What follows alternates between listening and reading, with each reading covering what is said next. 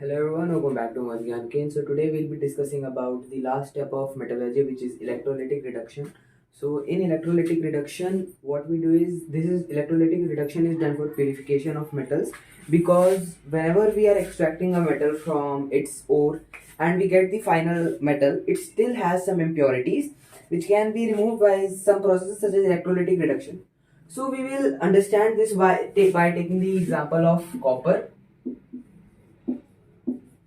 So how do we perform electrolytic reduction? So by electrolytic, we just get the idea that we will take a basic electrolysis form, which would be a container, two electrodes. So electrodes are positive. Sorry, yes, two electrodes. So electrodes are charged rods. So we can just say charged rods or charged parts of metal. So one is a positive charge and one would be a negative charge. So one with a positive charge is known as anode, and one with negative charge is known as cathode. So positive charge is known as anode and negative charge is known as cathode. Correct? And we would put some type of solution which could conduct electricity. So acid is a very good conductor of electricity. So we also use acids, or we can use other ionic compounds. So what we will take is, first we will take an ionic compound. So for performing this solution, so this is an ionic compound of copper. We need copper, so we'll take the ionic compound of copper only. So since it is copper, we'll take copper sulfate, CuSO4. If it was sodium, we'll take sodium sulfate or sodium chloride, something like that. And just to improve the conductivity, so CuSO4 is a salt solution, salt metal.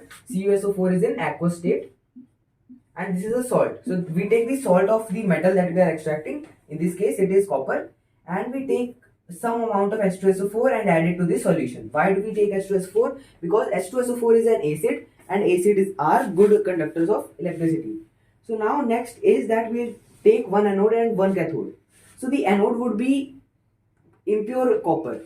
So anode is impure copper. We will take the impure copper that we had extracted and make it the anode. After making this the anode, we will take pure copper. Thin thin sheet of pure copper would form the cathode. This would be thin sheet. This would be thin. And we have this acidified copper sulfate solution. Now we will add a battery and complete this circuit. Now the electricity would flow through this. Now what would happen after the electricity flows? That this impure copper, from this impure copper, the copper would be separated. Copper ions would be separated. So copper ions would go into the electrolyte. And the same amount of copper would go from electrolyte to anode. So we know that copper is positive charge, so positive charge would be attracted to negative charge, positive would be attracted to negative. That is why we make impure copper as positive, so that when copper ions are separated, they form at the anode, which was pure copper. So we get a lot of pure copper, and some amount of impurities dissolved in the electrolyte and some deposit at the bottom, which is known as anode mud.